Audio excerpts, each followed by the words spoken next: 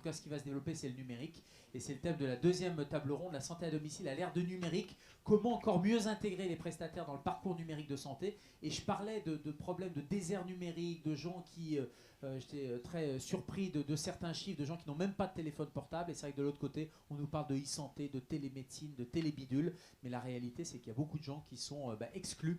Et le numérique, ça peut inclure comme ça peut exclure. Et je pense que votre rôle est important. Je vais demander à Jean-Carl Grelier, qui vient de nous rejoindre, député de la Sarthe, de venir à la table ronde, membre de la Commission des Affaires sociales et fin connaisseur du système de santé. Merci Jean-Carl depuis des années, même si tu n'es pas médecin, puisque tu es avocat de formation, mais c'est vrai que tu t'intéresses à ces sujets depuis de nombreuses années. Le docteur Frédéric Le Guillou, médecin pneumologue, président de l'association Santé Respiratoire France. Merci Frédéric. Marie-Agnès Vice-Laurent, alors pardon Marie-Agnès, on ne peut pas vous faire venir ici, mais vous êtes avec nous derrière et bien sûr on va vous donner un micro et on voit qu'il y a encore du boulot en termes d'accessibilité justement quand on est à un moyen de déplacement réduit. Et Mathieu Glos, directeur de l'Inde Home Care France. Mathieu, merci de venir avec nous. Alors sur la précédente table ronde, j'avais fait l'inverse, c'est-à-dire que j'avais d'abord fait parler les différents acteurs institutionnels et puis après le prestataire. Là, allez, on va inverser, à tout seigneur, tout honneur. Allez, c'est vous qui démarrez, Mathieu. Peut-être pour nous expliquer, on a beaucoup parlé de l'apnée du sommeil, le modèle de la PPC, la pression positive continue et de cette télésurveillance qui a été finalement une espèce de pathologie modèle. Pour nous dresser peut-être un bilan et nous montrer ce que ça a donné le numérique dans une pathologie très concrète et qui concerne des milliers de Français. Alors, déjà, juste petite précision, je suis directeur des ventes, je ne suis pas directeur tout court, parce que si mon N plus des 1 entend ça, voilà, il va être vexé. Alors, en effet, c'est le bon exemple c'est bon, vous m'entendez, ouais. C'est le bon exemple à la PPC, parce qu'il faut imaginer qu'en 2017, ça n'existait pas le télésuivi sur l'apnée du sommeil, et que 4 ans après, on a plus d'1 million de patients qui sont télésuivis, avec des résultats qui sont fantastiques, puisqu'on a 80% en moyenne en France des patients qui ont une observance à plus de 4 heures. Donc aujourd'hui, je dirais qui peut se prévaloir de résultats aussi bons en aussi peu de temps? Pas grand monde. Et c'est le bon exemple aussi, parce que ça veut dire que c'est un investissement grâce au numérique qui a permis d'aller dans le sens d'un meilleur suivi pour le patient. Donc ça, c'est vraiment ce qu'il faut qu'on garde en tête. Je pense que le numérique, il ne faut pas qu'on le diabolise. Parce qu'aujourd'hui, on en parle beaucoup d'intelligence artificielle, des dérives qu'il peut y avoir. Et on peut avoir tendance à se dire, nous, prestataires de santé à domicile, le numérique, c'est pas notre cœur de métier. Moi, personnellement, je ne le vois pas du tout comme ça. Je pense que c'est au contraire un très bon outil. C'est complémentaire à ce qu'on fait. Parce que l'autre constat, en fait, de la PPC, c'est qu'on n'a pas fait forcément beaucoup moins de visites à domicile. Par contre, on a une approche beaucoup plus chirurgicale sur les patients qui nécessitaient ces visites. Et c'est là aussi, je dirais, une vertu de cet exemple, c'est qu'on a pu, grâce au numérique, mettre notre énergie, je dirais, au profit des patients qui vraiment en avaient besoin. Et donc pour vous, en filigrane, optimisation des coûts aussi. Alors, le numérique, c'est pas gratuit. Ça veut dire que pour tous les prestataires, voilà, c'est des coûts de développement, de maintenance. Une fois que c'est créé le numérique et qu'on a récupéré les données, voilà, il faut aussi savoir les traiter. Et tout ça, c'est des coûts qu'on a tous les ans, qui nous permettent d'un certain côté, en effet, de faire des optimisations sur des choses, mais de l'autre, qui nous coûtent aussi de l'argent. Et je voulais aussi aborder ce sujet, c'est que il faut garder, je pense, une saine concurrence au sein de notre métier. J'entends par là qu'avec la dissociation, par exemple, on peut être amené quelque part à réduire le nombre de prestataires parce qu'à un moment, voilà, peut-être que ça va être moins intéressant, que certains vont plus se reconnaître dans le métier. Et tout ça, sur du moyen terme, ça peut réduire le nombre de concurrents. Qui dit la réduction du nombre de concurrents, dit une qualité de service qui va peut-être stagner et puis moins d'innovation. Et le numérique, on le sait, ça passe par des innovations. Donc il faut garder cette concurrence et donc promouvoir le métier de la prestation de santé à domicile pour qu'il y ait quelque part plein d'acteurs et garder un haut niveau de service qui fait quand même notre particularité. Je crois qu'on ne s'en rend pas bien compte. Je citais tout à l'heure l'exemple de la PPC avec 80% des patients qui, quelque part, prennent leurs médicaments. Je peux faire une analogie. Observant. Voilà, on aurait bien besoin de ça dans d'autres maladies. Voilà, je pense que exactement. Donc ça, c'est assez énorme. On a aussi des qualités de service en termes de réponse téléphonique, d'astreinte, etc. On se rend plus compte parce que ça fait des années tous qu'on est là-dedans, mais on a un énorme niveau de qualité de service, et ça se tient aussi parce qu'on est nombreux et qu'on est des concurrents, et que si on veut réussir, ben, il faut garder ça. Donc le numérique, pour moi, c'est le futur, hein. Voilà. Bon, personne n'était né à l'époque, enfin, je crois pas. Mais en 1900, il y a eu la révolution voilà, de l'imprimerie. Et là, on fait la révolution du numérique. Même un peu avant. Pour vous, c'est indispensable le numérique avec l'évolution de votre métier? Ouais. Oui, c'est indispensable dans le sens où on est à distance. À distance, il faut aussi savoir que le patient, il n'a pas forcément envie d'être dérangé tout le temps et qu'on vienne à domicile tout le temps. Lui, il est dans le confort de son domicile. Voilà, recevoir quelqu'un qui vient chez soi, qui rentre dans la chambre à coucher pour aller voir, etc., le matériel, c'est pas quelque chose qu'on a envie de faire tous les jours ou tous les mois. Donc il faut respecter ça, je crois, et c'est là où le numérique peut nous aider. Aujourd'hui, on a des outils qui nous permettent de récupérer beaucoup de données à distance, de pouvoir, et c'est là tout l'intérêt du prestataire de santé aussi, et c'est sa connaissance, c'est de dire, en fonction des données que je reçois, quelle est la meilleure solution? Est-ce que je vais tout de suite au domicile du patient? Peut-être que c'est la solution. Est-ce que je lui passe d'abord un coup de téléphone pour essayer de comprendre et puis éviter finalement d'aller le déranger? Et tout ça, c'est, je dirais, notre cœur de métier aujourd'hui, et c'est vers ça qu'on va tendre de plus en plus. Et il faut intégrer, à mon avis, cette modernité qui va dans le sens du patient, dans le sens des prestataires, dans le sens des médecins. Un patient qui est bien traité, c'est du temps gagné pour le médecin, parce que le patient ne va pas appeler son médecin pour lui dire j'ai un problème avec mon traitement, etc.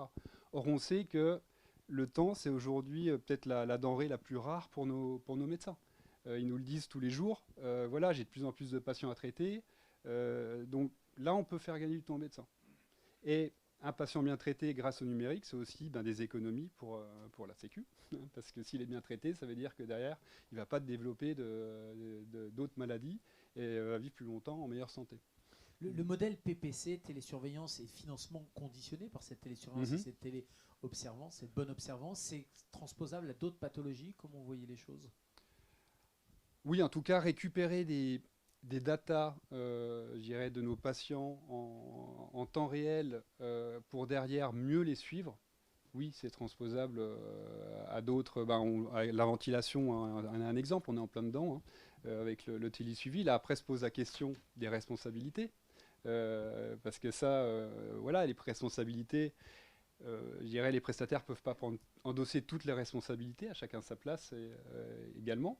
Mais en tout cas, je crois qu'il ne faut surtout pas avoir peur du numérique dans la santé. Il faut au contraire l'intégrer, donner la possibilité aux prestataires de faire des propositions par rapport à ça, qui vont dans le sens, et ça conjointement aussi avec l'État, la Sécu, etc., tous les acteurs, et les médecins, bien entendu, pour en tirer finalement la quintessence et puis aller dans le sens d'un meilleur suivi, d'une meilleure qualité de vie pour le patient. Et de la prestation humaine quand il y a besoin de déclencher la prestation humaine, qui est de toute façon indispensable à un moment donné. C'est indissociable, c'est-à-dire que pour moi, le risque, ça serait de donner les clés du télésuivi à des acteurs qui n'ont pas la possibilité de choisir entre le domicile et le télésuivi. Je veux dire par là qu'il faut avoir, et c'est ce que je disais tout à l'heure, c'est vraiment notre cœur de métier, notre connaissance, c'est de dire, voilà, je prends toutes les informations dont je dispose grâce au numérique, et en fonction de mon expérience de prestataire, je décide d'aller à domicile ou pas. Pour vous, ce n'est pas le fabricant qui peut être, par exemple, l'unique organisateur de ces circuits de télésurveillance, etc. Pour vous, c'est forcément un acteur type prestataire parce qu'il y a cette possibilité d'aller au domicile ou pas. Exactement, parce que la limite du fabricant, lui, s'il n'a pas les ressources pour aller à domicile, il va vouloir tout faire à distance, forcément, pour pas qu'on lui retire également son... On a vu un exemple récent dans l'actualité, non? Il y a eu des soucis, la PPC, un fabricant, non? Qui commence par P, peut-être ou... Non, mais là aussi, on parlait de déficit de notoriété, mais c'est vrai que tout le monde a parlé, on a fait beaucoup de bruit sur Philips, pour ne pas le citer, et sur les problèmes de ventilation à la maison de PPC, d'appareils défectueux. Mais finalement, vous êtes intervenu dans cette histoire Alors, De quelle manière? en fait, là, on l'a vu, et puis avec Philips, en effet, où le maillage territorial, les connexions et notre capacité à aller sur le terrain rapidement, c'est pas transposable chez les fabricants aujourd'hui. Et quand il y a des matériaux vigilance, comme il y a eu là-dessus, là, il a fallu toutes les ressources nécessaires des prestataires pour changer plus de 370 000 machines. C'est ça, Didier, ce qu'on a dit tout à l'heure, à peu près. Voilà, en peu de temps. Et là, c'était nous qui poussions Philips à nous donner des machines. C'est-à-dire que là, on aurait pu le faire encore plus rapidement si on nous avait fourni les machines. Demain, un fabricant est dans cette situation sans les prestataires. Oui, c'est un peu le bras Comment est-ce qu'il armé fait du fabricant. Voilà, parce que le suivi de nos patients, c'est pas juste un dispositif médical. C'est derrière tout ce qui va autour du dispositif médical. C'est l'entourage, c'est l'éducation autour du dispositif médical. Et là où le numérique aussi va sûrement dans un futur proche nous amener d'autres approches, c'est tous les objets connectés, par exemple, qui vont permettre d'aller mesurer des choses dans la chambre à coucher du patient, par exemple, pour voir si dans sa qualité de sommeil, il n'y a pas d'autres interférences que sa maladie. Voilà, donc le futur en tout cas, il va être riche, je pense, et il faut, encore une fois, qu'on intègre le numérique dans nos stratégies de meilleure qualité de soins. Et avec beaucoup d'enjeux, merci Mathieu, beaucoup d'enjeux quand même de confidentialité, de protection des données. Je voudrais passer la parole à Marie-Agnès Vice-Laurent, qui représente la Fédération d'associations d'insuffisants respiratoires. Vous m'avez employé quand on s'est appelé, Marie-Agnès, et encore, pardon, vous soyez... bon, vous n'êtes pas très loin, on est à côté. Vous m'avez employé le mot de téléflicage. Au début, exact. pour vous, le télésuivi, c'est du téléflicage. Tout à fait. C'est ce que nous ont dit nos chambre à coucher, là, Mathieu vient de C'est ce que nous ont dit nos adhérents qui ne voulaient pas. Et donc, mon prédécesseur, M. Vicaire, fait un bon travail avec M. Tanti. Donc, ça a bien marché. On a réussi à convaincre nos adhérents. Et il y a un bon résultat actuellement. Mais c'est vrai que pour la suite, s'il vous plaît, laissez...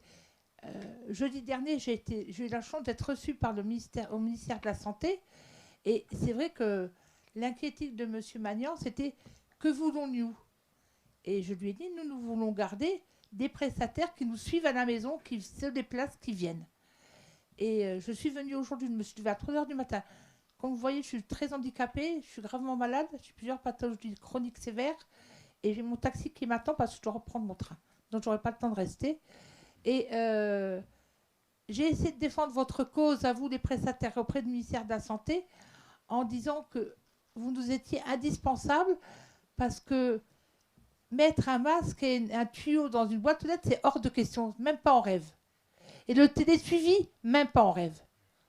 Parce que je suis désolée, moi j'ai une association en Alsace, on est des tout petits villages isolés en Alsace, et notre hôpital qui est célèbrement connu, l'hôpital de Mulhouse, nos adhérents, moi j'ai 95% de mes adhérents qui n'ont pas de téléphone portable. Ils ne savent même pas ce que c'est. Alors n'allez pas les emmerder, excusez-moi du mot, n'allez pas les emmerder du télésuivi pour des tas de choses, ça ne sert à rien. Et je les défendrai là-dessus. Parce que si nous n'avons plus de contact humain à la maison, c'est plus la peine. Alors les prestataires, fermez la porte et allez voir ailleurs, vendre du jambon ailleurs si vous voulez. Mais nous les malades, nous avons le télésuivi seul à la place de la prestation humaine, ça sert à rien et on ne peut pas l'envisager. Mais en revanche, le télésuivi, comme c'est fait par exemple dans la PPC pour la apnée du sommeil, en plus de la prestation humaine, pour être quelque chose, une garantie supplémentaire, y compris de sécurité d'ailleurs, parce que ça permet tout de suite de déclencher une alerte. Ça, vous êtes d'accord? Oui, une alerte. On va déclencher une alerte au bout de combien de temps pour une personne qui n'est pas observante pour son apnée du sommeil? Non, mais on peut imaginer des outils numériques dans d'autres pathologies qui sont des outils justement de télésurveillance, mais pas au sens surveillance flicage, mais télésurveillance, téléalerte ou d'alerter le prescripteur en disant bah là il y a un problème, etc. Mais c'est ce lien humain auquel vous faites référence. Et je crois que là-dedans on oublie les associations de patients. Nous sommes la plus grosse association de patients en France. Nous existons depuis 1988 et nous avons été créés pour briser l'isolement dans lequel s'enferme le malade. Parce que d'accord, on a ramené les malades à la maison avec la cuve à oxygène, etc. Et puis la famille tournait autour de la cuve à oxygène en disant si je vais chercher du pain, mon mari ou ma femme risque de mourir le temps que je sois partie. Donc on a créé des associations de santé pour justement de redonner confiance aux malades, accepter de mettre son masque sur le nez de PPC, accepter de mettre ses tuyaux d'oxygène dans le nez, parce qu'il y avait aussi le regard des autres vis-à-vis de l'oxygène. Moi, je le vis là depuis que j'ai fait mon AVC. Je sais ce que c'est que le regard des autres, de voir une âme handicapée, qu'est-ce qu'elle a fait. Et ben voilà, et mon AVC n'est pas dû à un manque de... Et le numérique peut isoler. Et le numérique peut tout à fait isoler. Ça, je suis d'accord. À part les conneries sur Facebook. Bon, voilà. Ça, c'est autre chose. Ça crée du lien, ça fait de la communauté. Non, mais ça crée du lien, vous êtes oui. assez d'accord avec ce que disait Mathieu, c'est-à-dire que, encore une fois, c'est pas à la place, mais c'est en complément, c'est pour dégager du temps humain, du temps de prestataires en l'occurrence, puisque vous. Mais moi, je pense que nos prestataires sont indispensables dans le. Et plus il y aura du numérique, plus ça sera indispensable. Eh ben pour éviter justement d'isoler encore plus les gens qui n'auraient pas les outils, la connexion. Je vais vous raconter une petite histoire, elle est très brève. Ah. Il y a pas, c'est pas une histoire salace. Je l'ai raconté d'autres au docteur, mais c'est une histoire vraie qui est arrivée sur Grenoble. J'ai un président de Grenoble qui m'appelle il y a une quinzaine d'années, qui me dit écoute, j'ai une jeune fille là de 20 ans qui vient de m'appeler en pleurs. Elle vient d'être appareillée pour l'apnée du sommeil. Alors à 20 ans, c'est dur. Moi, j'avais 33 ans quand j'étais appareillée. J'ai pleuré. Mais j'avais un accident de voiture, j'avais pas le choix.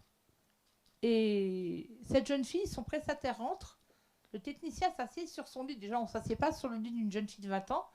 Et commence à lui poser des questions. La jeune fille dit ça se passe mal, mon copain n'accepte pas. Il dit t'as un copain? Et il lui répond comme ça de tout go. Et ça marche comment la baise? Quoi? Alors j'ai pris mon téléphone, j'ai appelé son patron.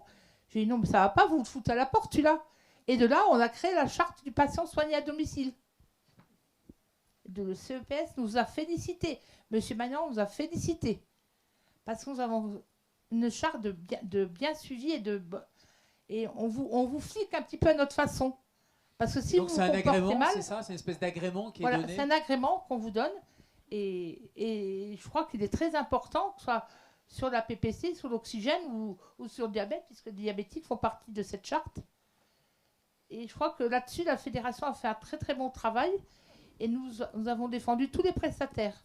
Mais nous attendons un retour, c'est que vous fassiez connaître auprès des malades. Je crois qu'ils sont assez d'accord aussi pour se faire connaître auprès des malades et ce rôle. Je ne sais pas. Mais nous c'est sommes là pour intervenir quand il y a un problème. Moi, je sais quand à Mulhouse, les médecins de Mulhouse, le docteur Zipper, le docteur Yamandi, quand il y a un problème avec un malade qui ne veut pas s'appareiller, ils donnent systématiquement mon numéro de téléphone. La personne m'appelle et on discute jusqu'à ce que je fais des paris avec eux. Je dis allez, ça ira mieux. Et je les rappelle régulièrement et on arrive à gagner la bataille. Et j'arrive à ce qu'ils s'appareillent. Donc, les patients, nous sommes des patients experts. Nous avons des dossiers, des diplômes de patients experts, référents. Et nous sommes là pour aider les malades. Et on est là pour marcher main dans la main avec les prestataires. Merci Marie-Agnès. C'est assez fou, c'est ce que disait Philippe aussi, c'est une espèce de réseau formel ou informel qui se met en place. Entre eux, il y a le prescripteur, il y a le patient, il y a les associations, il y a les prestataires. Et finalement, ça fait une espèce de réseau et de chaîne de solidarité et de soins qui se met en place. Merci Marie-Agnès. Je voudrais juste terminer parce que j'ai été écoutée par le professeur Magnan. On a eu cette chance d'être reçus. Vous aurez encore la parole, ne vous inquiétez pas. Oui, non, mais je m'en vais. J'ai un train à prendre, je suis désolée. Et il nous a écoutés, il nous a demandé quelle était notre inquiétude. Nous lui avons parlé de l'achat du matériel médical. Donc, il nous a rassurés. Et nous lui avons parlé de la disparition des prestataires. Il nous a rassurés. Après, question finance, ça c'est votre problème avec lui, c'est pas mon problème. Chacun son business. Sauf que tout le monde est bien conscient du rôle quand même indispensable. Si Victor disait tout à l'heure, ça serait une catastrophe si les prestataires disparaissaient. Je crois que tout le monde est assez d'accord pour le reconnaître. Est-ce que vous partez à quelle heure?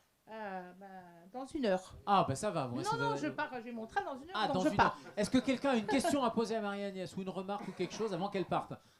Bon, je suis toujours disponible. Hein. Bon, en tout cas, merci d'avoir fait le déplacement. Je crois que c'est important que vous soyez là.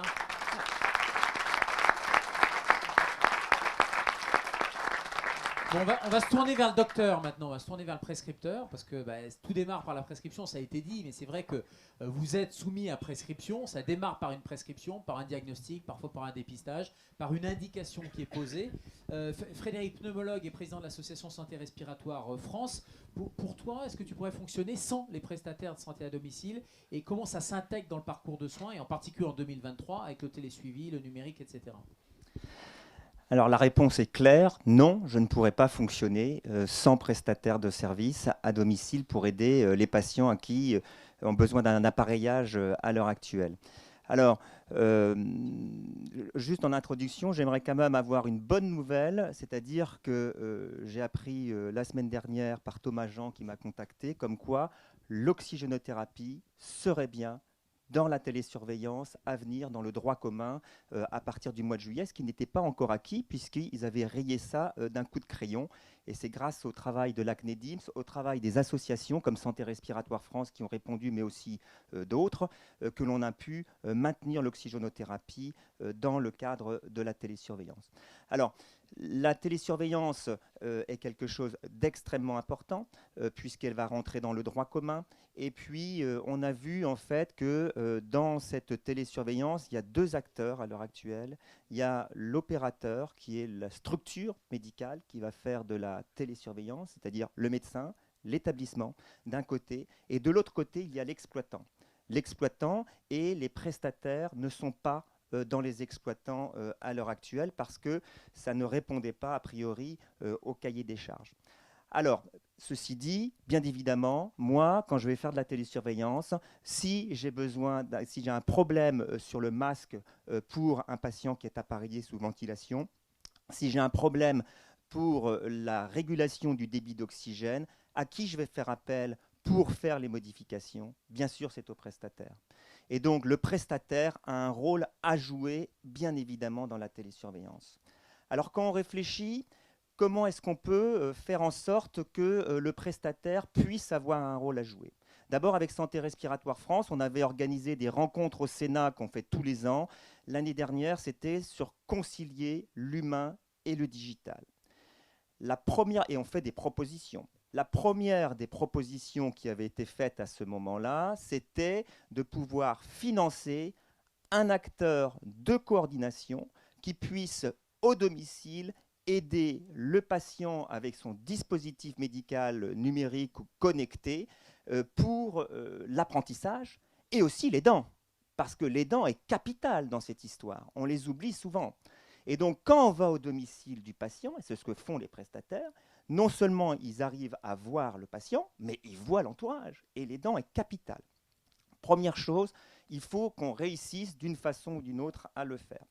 Alors, deux solutions pour le prestataire. D'une part, quand on discute avec les industriels, les exploitants donc, ils ont une problématique puisqu'on leur a imposé le fait de pouvoir pratiquer le tiers payant. Ils n'ont pas les identités, la carte vitale du patient, ils n'ont pas la carte complémentaire santé du patient, et le prestataire, lui, il le fait depuis longtemps puisque c'est dans leur conventionnement finalement avec l'assurance maladie, on l'a dit tout à l'heure, de pouvoir le faire. Alors peut-être qu'il y a pour le prestataire une nouvelle façon de pouvoir agir en dissociant la prestation de récupérer les données, que ce soit carte vitale, que ce soit complémentaire de santé, et de le valoriser auprès de l'exploitant. Ça, c'est la première idée que j'ai. Ça veut dire quoi, le valoriser dans ton esprit ? Il le valorise financièrement, bien évidemment. C'est-à-dire que l'exploitant paiera ou déléguera cette tâche au prestataire il le fait déjà. Donc voilà, donc ça c'est une solution. La deuxième solution, du côté des opérateurs, dont je fais partie, puisque en tant que médecin, quand je fais de la télésurveillance, c'est l'accompagnement thérapeutique. Et donc, dans le rapport IGAS, autant il avait été clairement indiqué qu'il n'était pas pour que le prestataire puisse être un professionnel de santé ou qu'il puisse faire de la coordination. Néanmoins, il ouvre clairement la porte dans son rapport en disant que s'il y a de la concertation avec un encadrement juridique, avec un encadrement médical, l'accompagnement thérapeutique du patient est une possibilité d'action du prestataire, et y compris pour l'accès aux dispositifs numériques.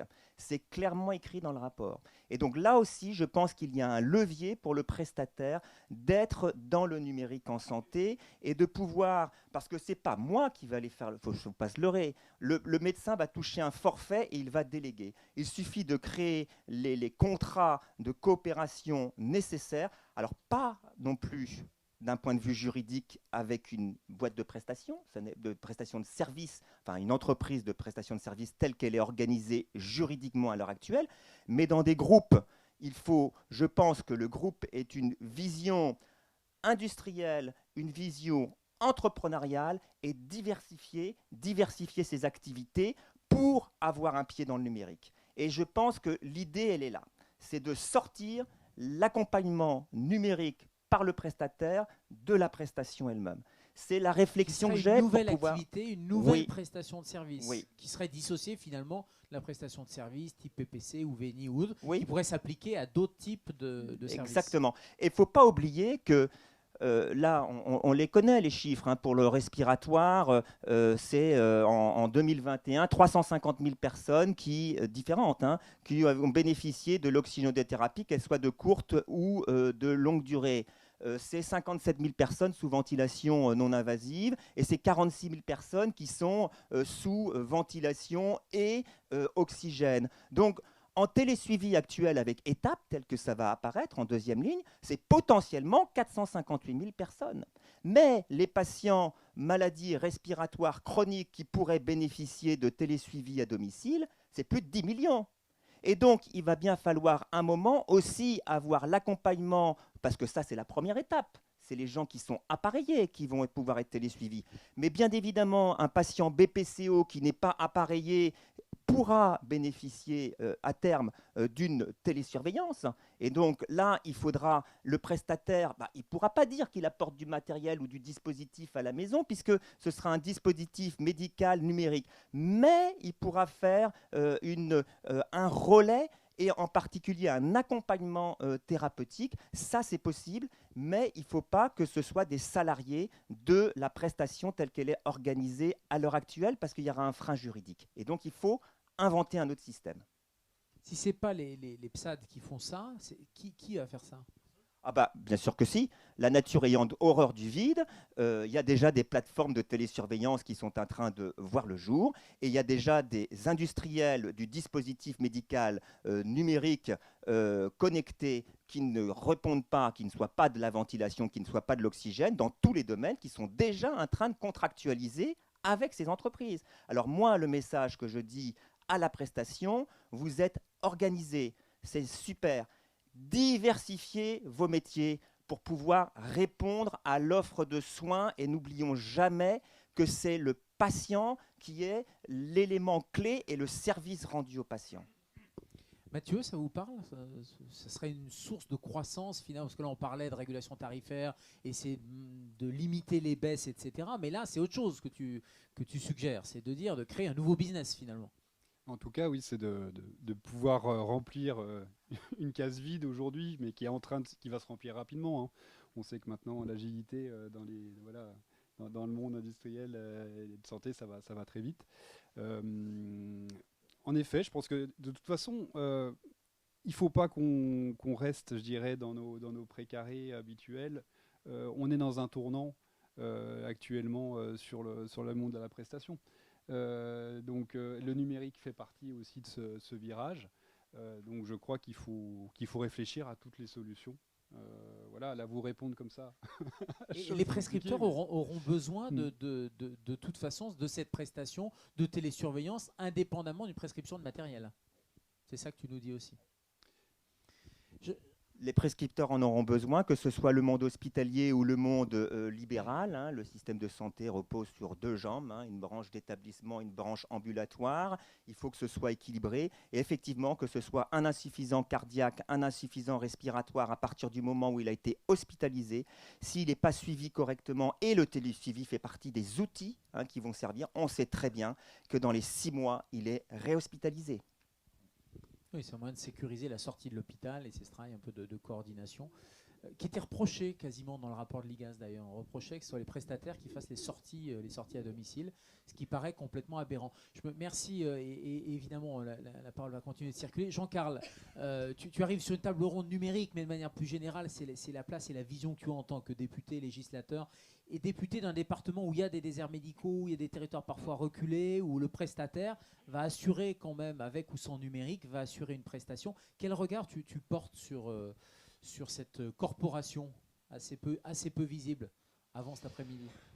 Alors d'abord, merci de votre invitation. Moi, j'ai beaucoup de plaisir à m'exprimer devant vous pour d'abord vous dire qu'effectivement, je ne suis pas un professionnel de santé. Je ne suis pas un prestataire non plus. Je ne suis même pas un patient des insuffisances respiratoires. Et donc, la seule légitimité que j'ai à intervenir devant vous aujourd'hui, c'est de vous parler de là où je suis, c'est de vous parler de la politique de santé. Parce que j'ai cette conviction forte depuis que je siège à l'Assemblée nationale, ça fait maintenant quelques années, et depuis que je me pique, moi qui ne suis pas un professionnel de santé, de m'intéresser à ces questions, la santé est la première des politiques publiques. Parce que c'est la seule qui concerne à part égale tous les Français de la néonatalité jusqu'à la fin de vie. Et ce devrait être depuis très longtemps le premier des sujets politiques qui soit traité, parce qu'il est sans doute l'une des premières préoccupations de nos compatriotes. Or, depuis sans doute plus d'une trentaine d'années, on a enfermé la santé des Français dans un débat qui est devenu exclusivement budgétaire. Souvenez-vous de cette période où on nous expliquait que tout en matière de santé était excessif, de cette période bénie des dieux où on nous a fait croire qu'il fallait diminuer drastiquement le numerus clausus parce que plus on aurait de médecins, plus ils feraient de prescriptions, docteurs, et plus évidemment on agrandirait le trou de la sécurité sociale. 30 ans après, on a toujours le trou de la sécu, mais on n'a plus de médecins. Et donc, tout ce débat-là, on n'a pas su l'avoir. On a aussi enfermé la santé dans des débats par trop techniques. La santé a été très longtemps l'affaire, pardon docteur, exclusive des médecins.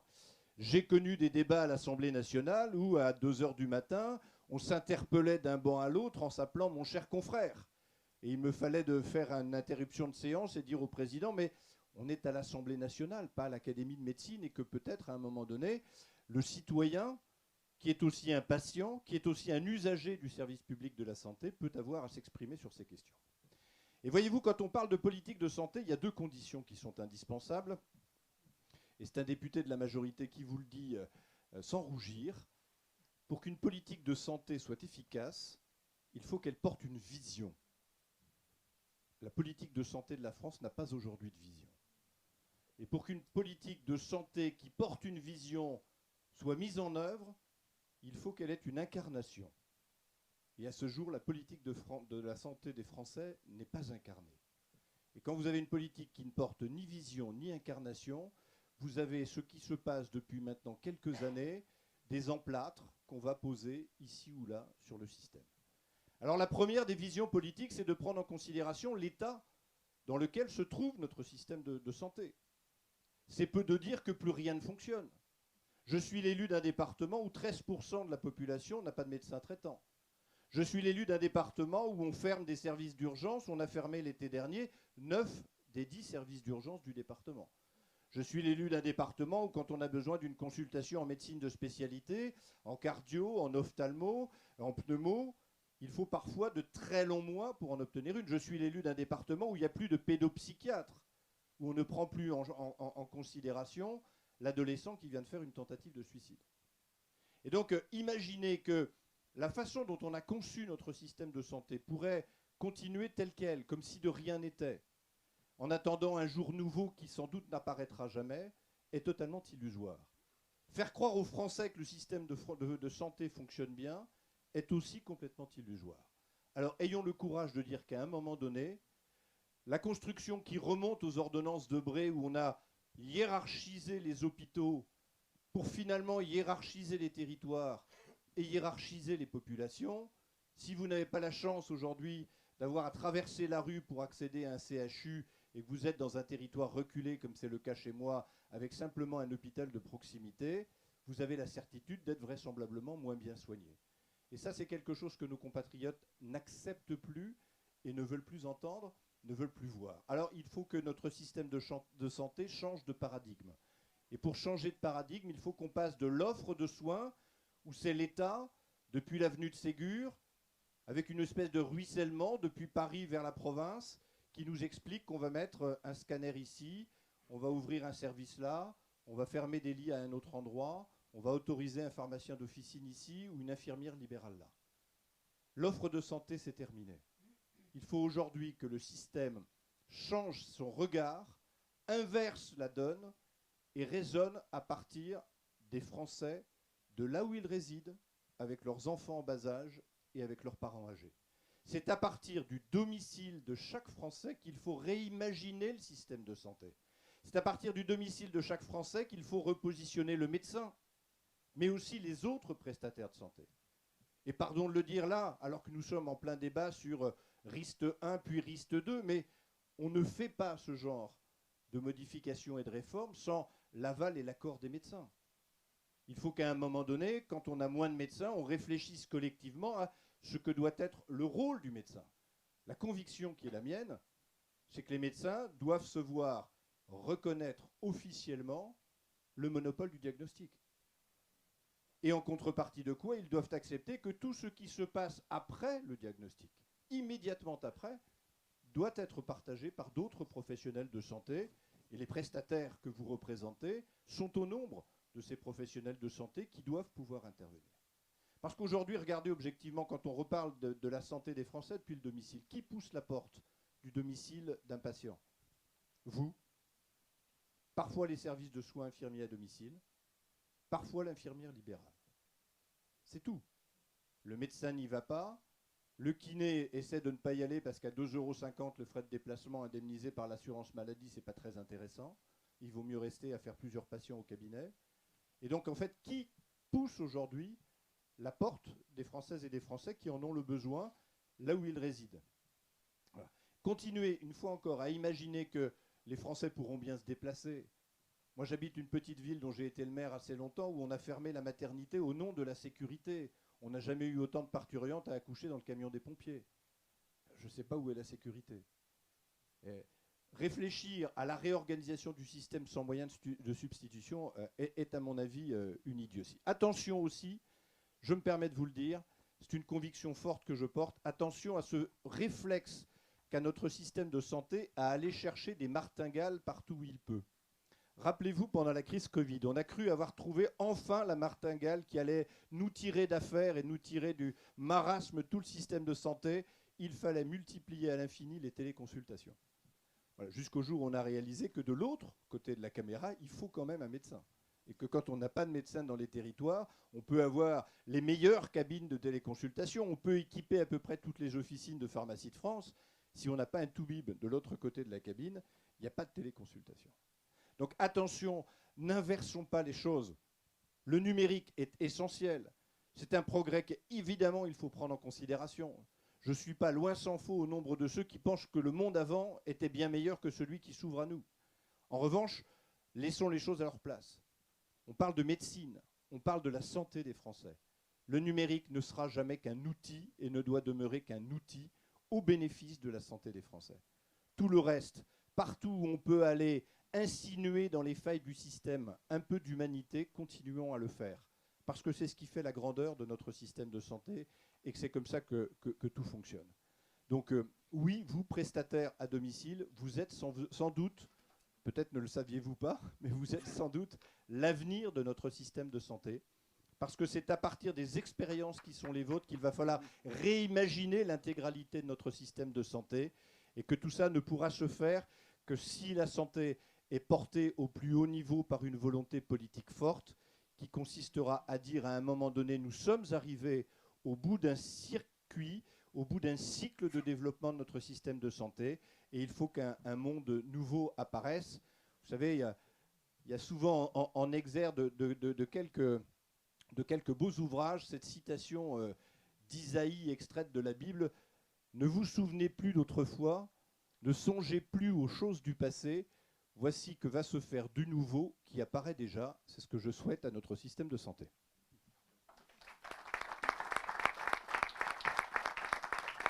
Merci Jean-Carl pour cette vision, justement. C'est assez cohérent avec ce que disait Dominique Régnier aussi. C'est une vision sociétale, politique qui pourrait s'appuyer justement sur une inversion de modèle, un changement de paradigme. Tu as dit que tu étais député de la majorité, ou en tout cas apparenté majorité, où tu votes ce qu'il y a de bien dans la majorité. Tu es député LR. L'avantage de la majorité dans laquelle je suis, c'est qu'on peut avoir un pied dedans, un pied dehors. Pourquoi ça n'imprime pas? Pourquoi cette vision-là n'est pas Parce portée? qu'on a enfermé Il y a un intérêt politique évident. Je le disais tout à l'heure, on a enfermé la santé dans des débats techniques qui fait que dans la classe politique, nous sommes 70 commissaires à la commission des affaires sociales.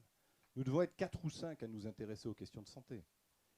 Quand on compose un gouvernement, il ne vous a pas échappé qu'aucun des chapeaux à plumes de la vie politique française ne se bat pour aller au ministère de la Santé. Ils ont tous un lointain écho de la crise du sang contaminé. Ils ont tous un écho un peu plus proche de la crise Covid, avec ce procès absurde qui est fait à Agnès Buzyn, ministre de la Santé pendant 2 mois pendant la crise sanitaire, et à qui on essayait de faire porter. On est le seul pays au monde où on a mis en cause un ministre de la Santé dans sa gestion de la crise sanitaire. Cette judiciarisation de la vie politique et de la santé des Français fait peur aujourd'hui. Et donc, tout le monde se rassure en se disant, tant qu'on met un médecin ou un pharmacien au ministère de la Santé, globalement, on protège Matignon et l'Élysée. Voilà. Ma crainte aujourd'hui, c'est que cette digue-là ne fonctionne pas bien. Et que le profil n'est pas le bon. Si vous regardez sur les 25 ou 30 dernières années, on a eu quelques ministres qui n'étaient ni médecins ni pharmaciens. Simone Veil, Xavier Bertrand, porte l'appréciation que l'on veut, mais on ne peut pas dire que ce sont des ministres qui n'ont rien fait, qui n'ont pas fait bouger le système de santé. Et puis on a eu quelques autres qui étaient... Alors on a aussi eu, il n'y a pas si longtemps, une conseillère d'État, c'était moins bien. Mais elle n'était pas médecin, mais c'était moins bien. Mais sinon, tous les autres, sincèrement, le ministère de la Santé aujourd'hui a besoin d'être dirigé, pas administré. Et son tort, il a les manettes, Ségur a les manettes, ou c'est Bercy? Alors, Ségur n'a pas les manettes. D'abord parce que là aussi, pour des questions de responsabilité, vous savez, être élu, c'est basique depuis Machiavel. Un élu, c'est quelqu'un qui prend des décisions, qui les assume et qui en rend compte. Moi, je ne vois que des élus qui prennent des décisions, qui ne les assument pas et qui refusent à en rendre compte. Et donc, on a un système qui dysfonctionne. Alors, on a créé des tonnes d'agences. Le ministère de la Santé bat tous les records, 45 agences, qui sont des autorités administratives indépendantes et qui privent le ministre de tout pouvoir de décision. Regardez cette stupidité que nous avons connue il y a peu. Elle ne concernait pas la santé, mais l'agriculture, avec l'agence de l'autorité sanitaire des médicaments, ou je ne sais plus quelle était cette agence précisément, qui voulait interdire un produit phytosanitaire qui privait du jour au lendemain la France de toute exportation de blé. Et il a fallu qu'il y ait une discussion entre le ministre et cette agence de l'État pour qu'à un moment donné, l'agence lâche prise. Enfin, c'est kafkaïen. Et donc aujourd'hui, on en est rendu là. Et puis, moi je le dis sans barguigner, parce qu'à un moment donné, il faut aussi dire les choses. Une fois encore, vous savez, les Français s'en rendent compte, donc arrêtons de se cacher derrière son petit doigt. Quand on est haut fonctionnaire et qu'on arrive au ministère de la Santé, c'est qu'on est sorti de l'École nationale d'administration, et le plus souvent, on n'est pas sorti dans la botte. Et donc, quand on y arrive dans le milieu du classement, on sait qu'on fera toute sa carrière au ministère de la Santé. Et ce qui est devenu dangereux, c'est que comme il n'y a pas de pouvoir politique suffisamment fort, on a des hauts fonctionnaires qui tournent et qui retournent au ministère de la Santé en permanence. Moi, j'ai connu une directrice générale de l'Agence régionale de santé de ma région, qui est devenue directrice générale de l'offre de soins, puis qui est devenue inspecteur général des affaires sociales, et qui vient de se voir confier la direction d'une grande ARS en province. J'ai connu, peut-être vous aussi, ces échanges un peu curieux entre la CNAM et Matignon, où vous pouvez passer de la direction de la CNAM à la direction du cabinet à Matignon, puis de la direction du cabinet à Matignon à la direction de la CNAM. Voilà. Et quand vous avez fait ça pendant 25 ans, vous avez un corpus de fonctionnaires qui sont tous prédécesseurs et successeurs les uns des autres. Eh bien, dans la moindre de vos entreprises, prenez vos cadres de direction et faites-les tourner comme ça pendant 25 ans, vous apercevrez qu'à un moment donné, plus rien ne bouge. le ministère de la Santé en est rendu Oui. là. Et ce que tu dénonçais sur ce pouvoir médical très technique qui s'était approprié finalement les débats politiques, a glissé sur un pouvoir technocratique, et donc une des solutions, ça serait de repolitiser, mais au bon sens du terme, Mais avec bien des sûr. élus, avec des acteurs de terrain. Très sincèrement, enfin, on aurait demain un Bruno Le Maire ou un Gérald Darmanin au ministère de la Santé, je pense que l'impact politique sur l'administration ne serait pas le même. Moi, j'ai travaillé il y a très longtemps dans un cabinet ministériel, et le ministre pour lequel j'ai travaillé m'avait expliqué qu'il avait fallu attendre son 3e portefeuille ministériel pour qu'il maîtrise complètement son administration.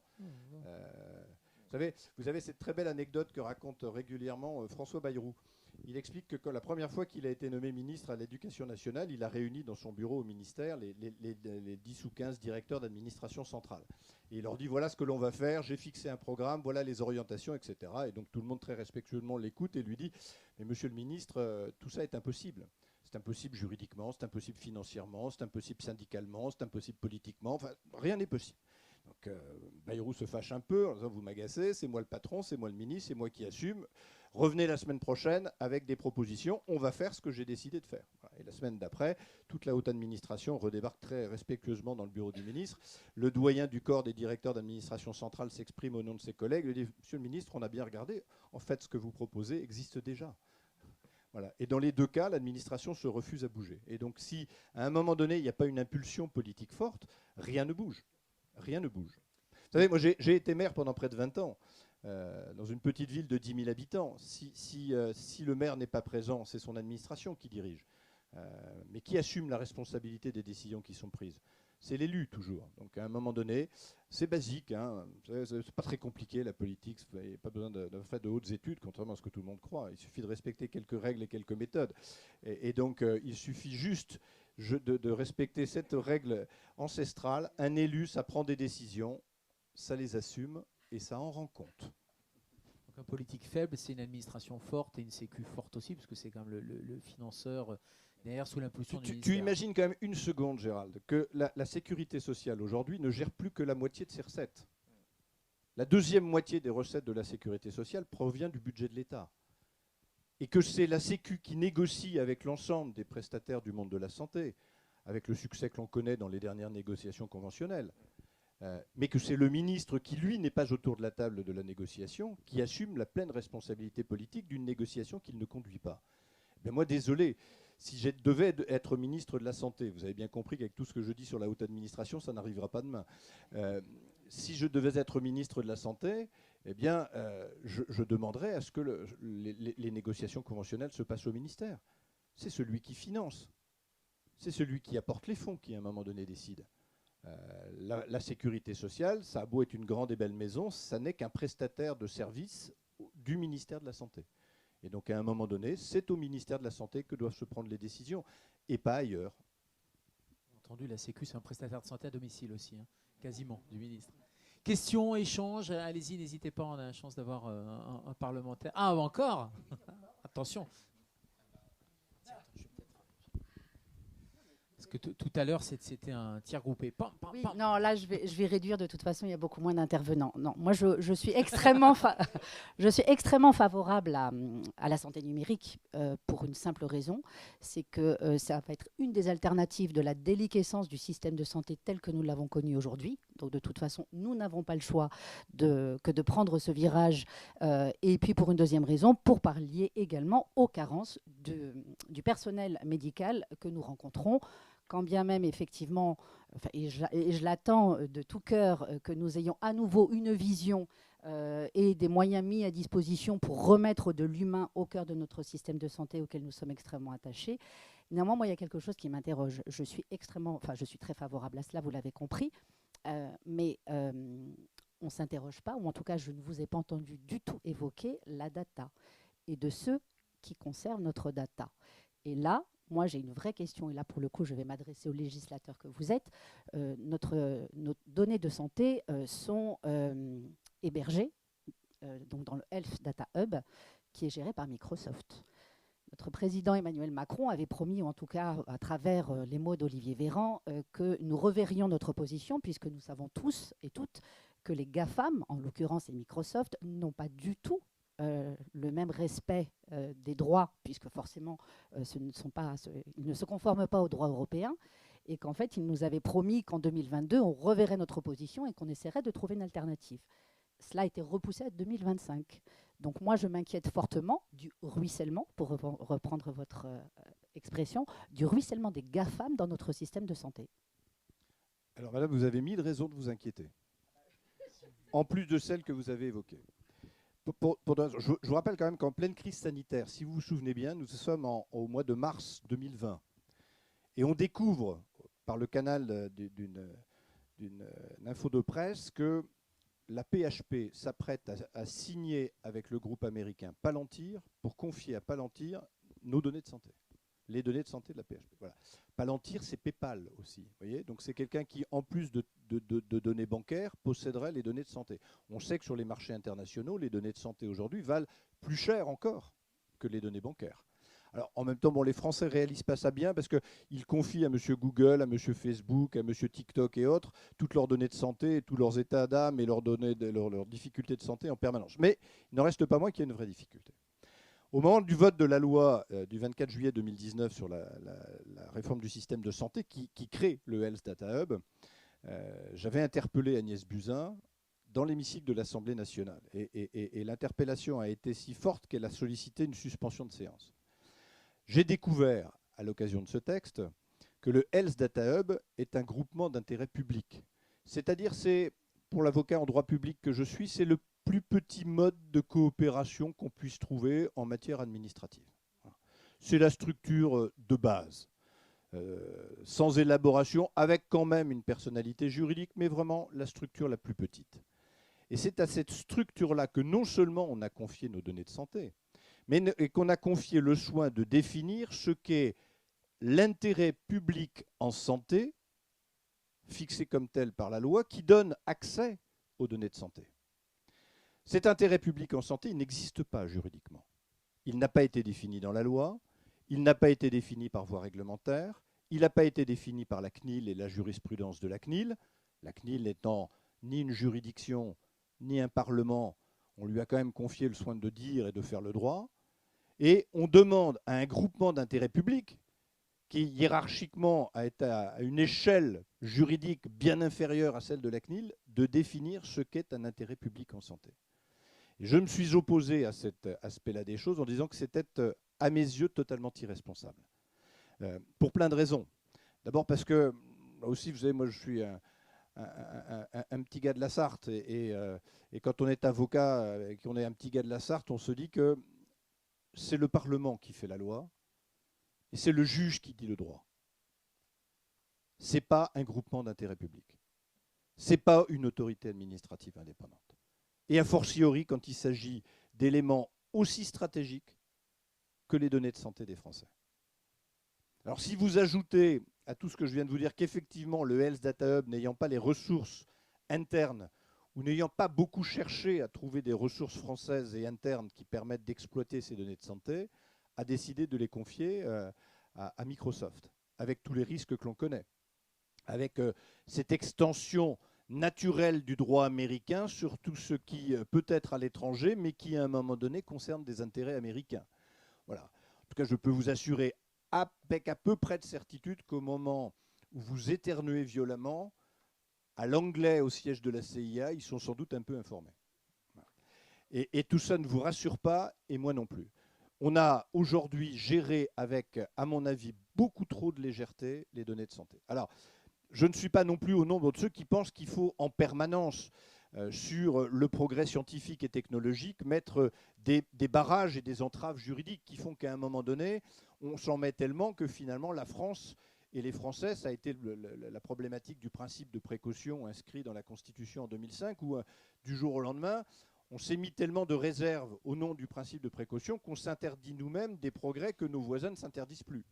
Donc je ne suis pas au nombre de ceux qui pensent que c'est une avancée. Mais attention quand même, on est là sur quelque chose qui est extrêmement fragile, qui est extrêmement stratégique.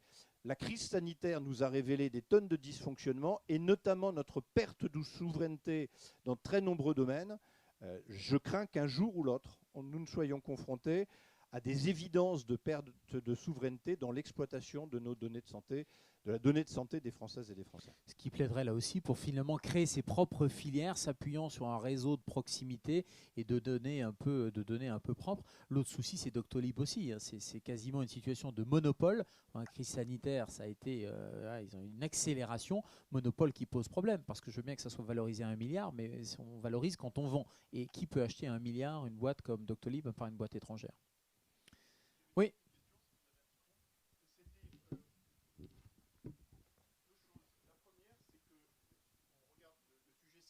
À domicile à l'ère du numérique. On a eu une expérience en France assez unique dans ce domaine. C'est la société Philips qui l'a mis en place. La société Philips, qui fabrique donc des dispositifs destinés au traitement de l'apnée du sommeil notamment, a mis une société qui était prestataire de services et dont le raisonnement de fonctionnement était un contact direct entre la machine et le prestataire sans l'intervention d'un homme, sans technicien. C'était l'idée de départ, ça a été vendu à la sécurité sociale en disant vous allez voir ce que vous allez voir, on va faire des économies.